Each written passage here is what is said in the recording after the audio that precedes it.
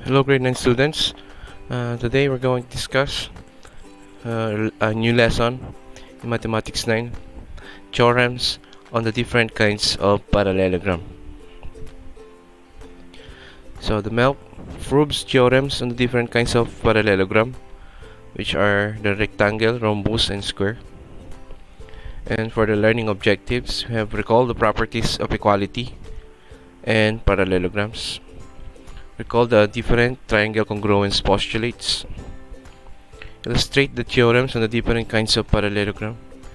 And proves theorems on the different kinds of parallelogram. Okay, first let us have a recall. Let us recall different properties of equality. Number one is the reflexive property of equality, or the RPE. Any value is equal to itself. A is equal to A. Illustration: 18 equals 18. That means, or that illustrates the reflexive property of equality. Reflection parang mirror, ba? A number is equal to itself. AB is equal to AB. Measure of angle A is equal to measure of angle A.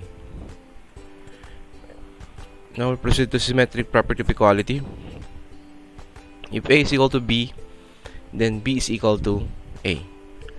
Yan ang symmetric property. Pwedeng mag-interchange ang position ng equality. So illustration: if 2 plus 7 equals 9, then 9 is equal to 2 plus 7. So pwedeng baliktarin, no? That's what we mean by symmetric property. AB equals CD, then CD equals AB.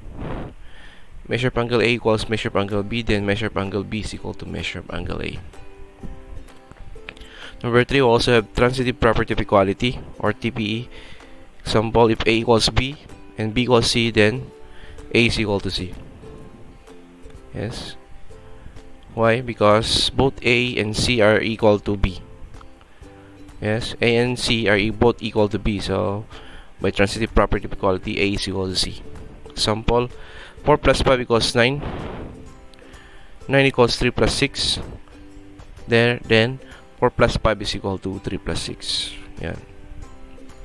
Because they are both equal to 9. If AB equals CD and AB equals FE, then AB equals FE. Transitive property of equality. If measure of angle A equals measure of angle B, and measure of angle B equals measure of angle C, then measure of angle A equals measure of angle C. We also have addition property of equality, or the APE. If A equals B, then A plus C equals B plus C. So both sides you added C. Example, illustration: if 3 equals 3, then 3 plus 6 equal to 3 plus 6. So both sides of the equation were added by 6. If x minus 3 equals 7, then x minus 3 plus 3 equals 7 plus 3. So as you can see, you added both sides of the equation by 3. If AB equals CD, then AB plus F equals CD plus FE. We also have subtraction property of equality. If A equals B, then A minus C equals B minus C. Illustration: if 9 equals 9, then 9 minus 5 equals 9 minus 5. If x plus 3 equals 7, then x plus 3 minus 3 equals 7 minus 3. Subtracted both sides by 3. If AB equals CD, then AB minus F equals CD minus FE. Then number 6, multiplication property of equality. If A equals B, then A times C equals B times C. So you multiply both sides by C. So if 10 equals 10, then 10 times 4 equals 10 times 4. If x over 4 equals 8, then x over 4 times 4 equals 8 times 4. AB equals CD, then AB times FE equals CD times FE. Yan ang multiplication property of equality. Now we also have division property of equality, or DPE. If A equals B, then A divided by C equals B divided by C. So it's divided both sides by C in that case. If 25 equals 25, then 25 divided by 5 equals 25 divided by 5. 4x 4x equals 8, then 4x over 4 equals 8 over 4. If AB equals CD, then AB over FE equals CD over FE.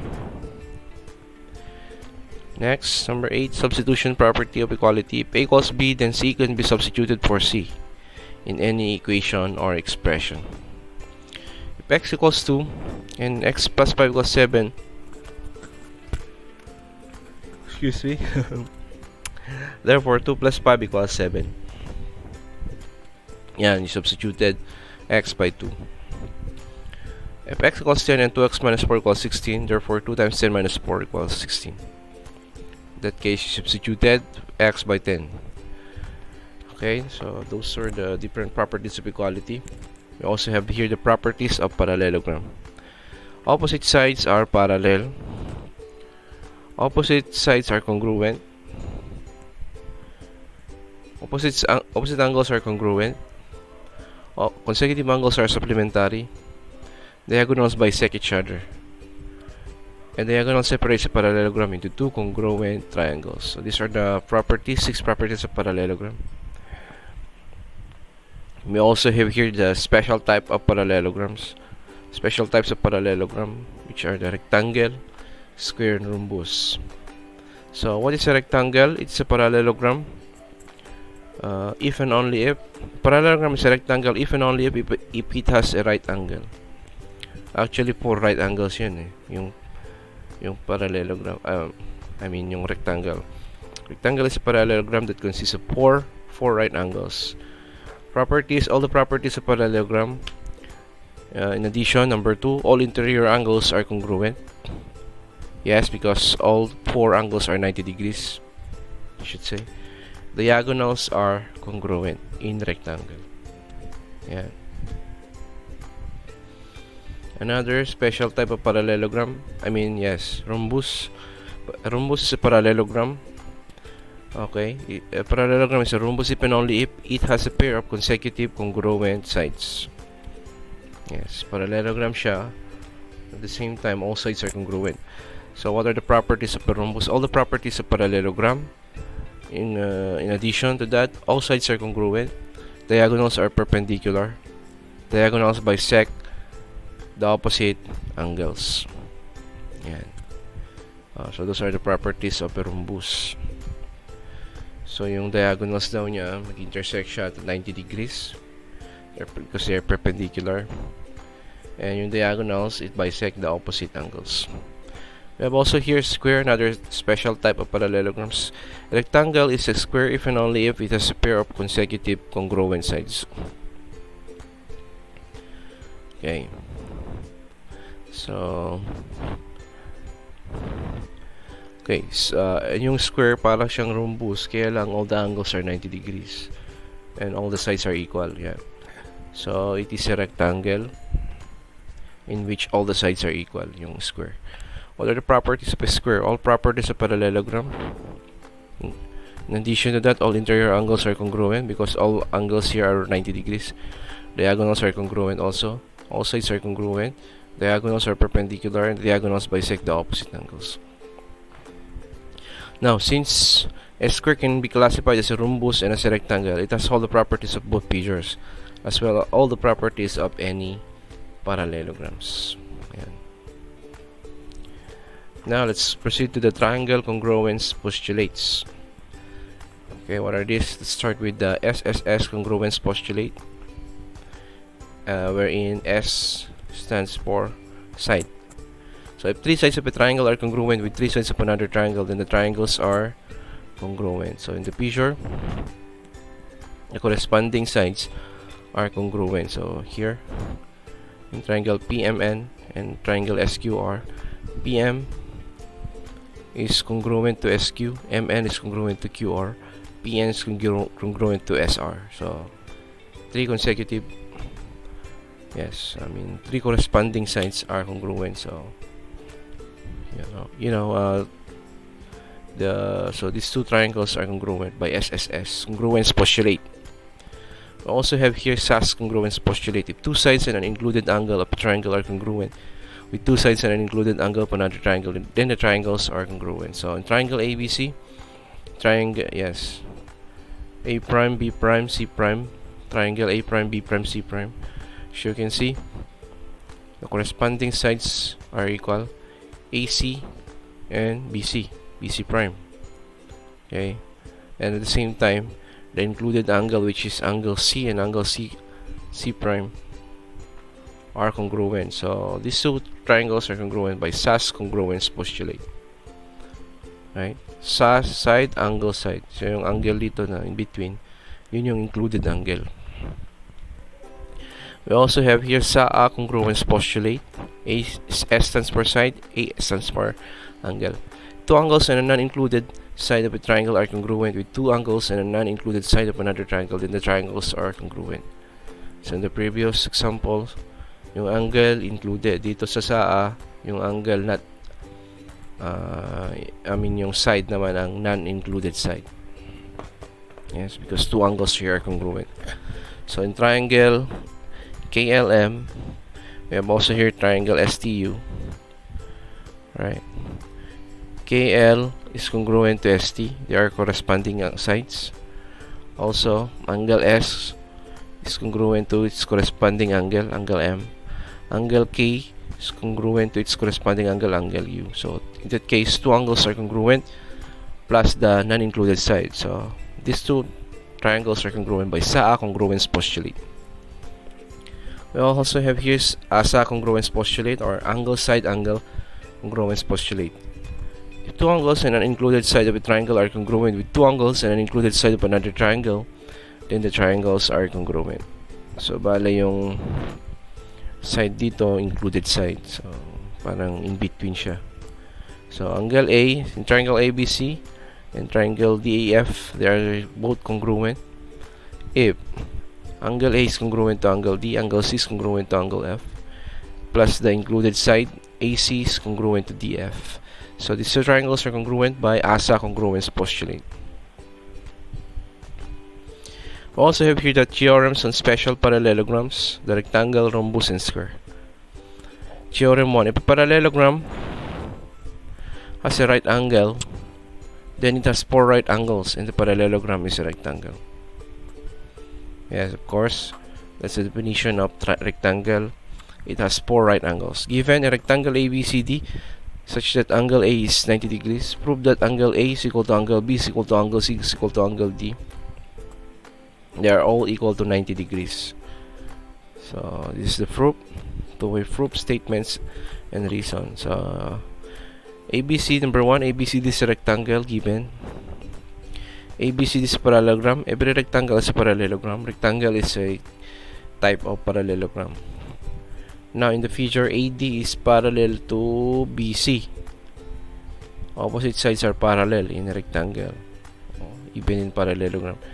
Angle A plus angle B is equal to 180 degrees. Consecutive angles are supplementary. Angle A is equal to 90 degrees given yan. Now by substitution property, substitute angle A by 90 degrees. And then subtraction property of equality, 180 minus 90. Or subtract both sides by 90. Therefore, angle B is equal to 90 degrees. So if angle A is 90 degrees, angle B is also 90 degrees.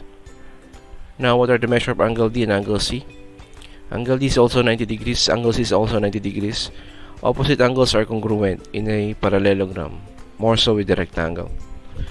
So therefore, angle A, angle B, angle C, angle D are right angles. Definition of rectangle. Yeah. Theorem 2, the diagonals of a rectangle are congruent. So we have here triangle ABCD. Rectangle ABCD with AC and BD. Segment AC and segment BD are its diagonals. So prove that AC segment AC is congruent to segment BD. Yeah. So we're trying to prove here that the diagonals of a rectangle are congruent. So this is now the two-way proof consisting of statements and reason. Number 1, ABCD is a rectangle with AC and BD as the diagonals given. AD is congruent to BC. Opposite sides of parallelogram are congruent. Yes. AD is congruent to BC. Angle DAB, DAB, and angle CBA are right angles, reflexive property. Angle DAB is congruent to angle CBA. All right angles are congruent. Number 5, AB is equal to AB. Reflexive property. Triangle DAB and triangle CBA are right triangles. Definition of a right triangle. Number 7, AC is congruent to BD. Corresponding parts of congruent triangles are congruent. Yeah. So we've already proven that the diagonals of a rectangle or a parallelogram, rectangle, are congruent. So the diagonals of a rectangle are congruent. Proven na yan. Theorem 3. The diagonals of a rhombus are perpendicular. So in the picture we have here rhombus QPRT. What are the diagonals? PT and QR or RQ. So we're trying to prove that the diagonals of rhombus are perpendicular, meaning if two lines are perpendicular, then they form 4 right angles. So ito na yun. Prove that PT is perpendicular to RQ. Rhombus QRPT, QPRT with diagonals PT and RQ given. PR and PQ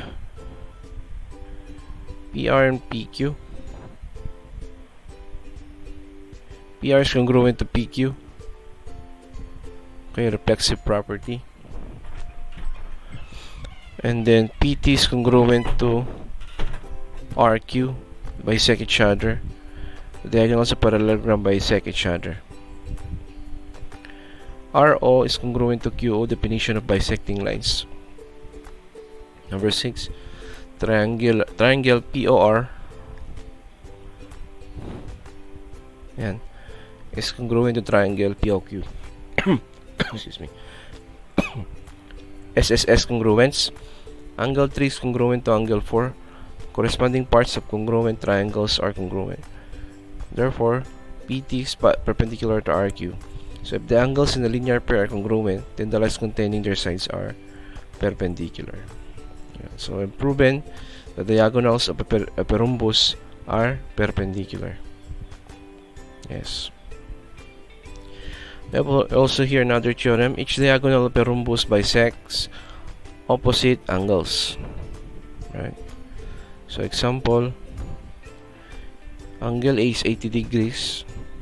So the diagonal here, AC, it divides this angle into 2 congruent parts. That means angle 1 is 40, angle 3 is also 40 degrees. So, yun. That's what we mean by theorem 4. Each diagonal of rhombus bisect opposite angles. So given in rhombus ABCD, prove AC bisects angle BAD and angle BCD. So this is a two-way proof. Number 1, AD is congruent to DC, is congruent to CB, is congruent to BA. Given, since a given is a rhombus. Yes, pag rhombus, all sides are congruent. AC equals AC, reflexive property. That's a diagonal. Triangle ADC is congruent to triangle ABC. SSS postulate. Side postulate.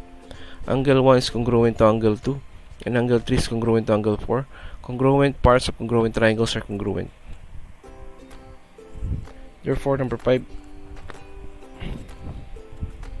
AC bisects angle DAB and angle DCB. Definition of angle bisector. Yeah. So we've proven that the diagonals of a rhombus bisects the opposite angles. Another theorem, the diagonals of a square are equal and perpendicular to each other. So like in rhombus, the diagonals of a square are perpendicular to each other. And in addition to that, the diagonals of a square are equal. So sa rhombus, hindi equal yung length ng dalawang diagonals. Sa square lang. So the diagonals of a square are equal. At the same time, they are perpendicular to each other. Okay, this is a two-way proof. Given ABCD is a parallelogram, which is a square, in which AC equals BD, and AC is perpendicular to BD. So prove that ABCD is a square. So given AC is equal to BD and AC is perpendicular to BD, given yan. AO is equal to AO, reflexive property of equality. Angle AOB is equal to angle AOD. Definition of perpendicular lines, both are 90 degrees.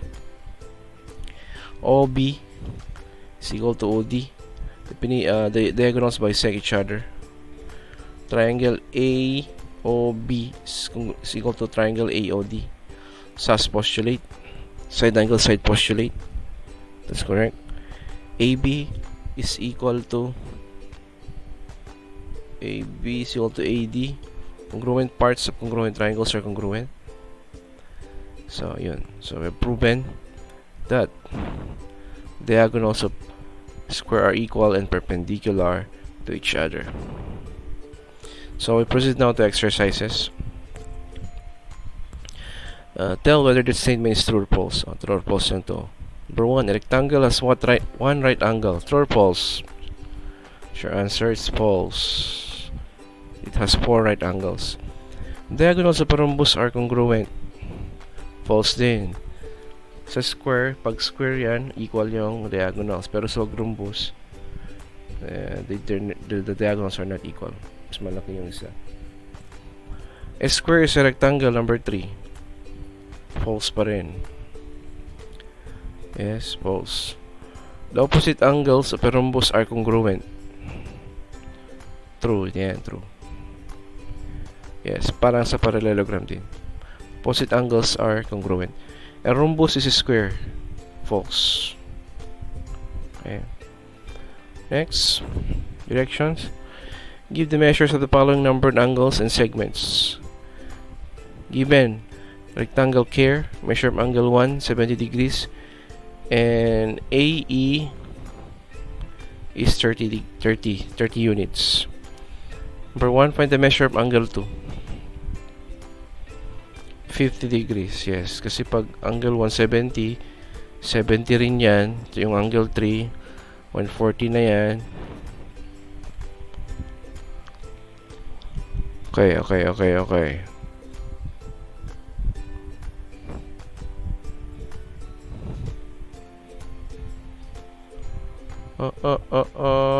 Teka, dapat 40, no? Angle 1 is 70 degrees. Therefore, angle 3 is also 70 degrees. So, 70 plus 70, 140. So, dapat 40 yung dito. To make it 180, no? So, ito lang natin. 40 degrees. Ayan, 40 degrees dapat yung angle 2. Right? 70 plus 70. About angle 3. 70 degrees also. Kasi equal sila, no? Angle 1 and angle 3 are both 70 degrees. So, 70 plus 70, 140 degrees. 180 minus 140, so 40 dito. So, equals yung angle. So, 40 degrees yung number 1. How about the length of EO? If AE is 30, that means divided by 2 yung 30, 15. Tama. How about OR? 15 rin. About CO, 15 rin. Yan. Kasi yung diagonal 30. Diagonals of rectangle are equal. Next, given. Refer to the figure and answer the following. Given care is a rhombus. The diagonals intersect at point S. What's the length of CE? Parang wala naman given yan. Parang ko lang ng given, no? Okay, CE is equal to... Hindi, wala talagang number yan. CE is equal to CA, is equal to AR, is equal to RE. Because rhombus yan, all the sides are congruent. Triangle CEA is congruent to triangle ARE. Yan. CS is congruent to RS, correct? Angle ARE is congruent to angle ACE. And AS is equal to ES. Also here we have a square. Given if 80 equals 15, What is MH? Okay, 15 rin. Because opposite sides are congruent in square. More so in a parallelogram. Now, if angle 3 is 90 degrees, okay, angle 1 plus angle 2 is, what's the sum of angle 1 and angle 2? 90 degrees also. Yes, angle 1 plus angle 2. Next, if MH, di dapat 18 degrees yan, no? Ito lang natin, okay? Typographical error lang.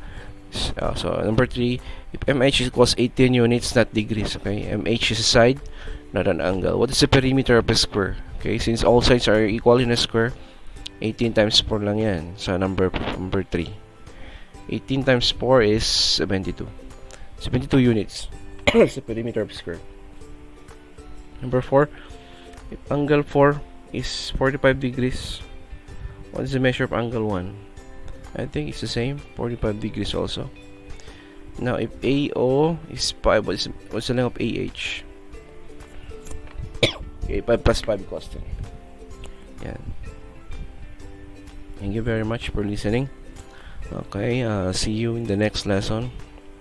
This lesson is all about theorems on different kinds of parallelogram, rectangle, square, and rhombus. Goodbye.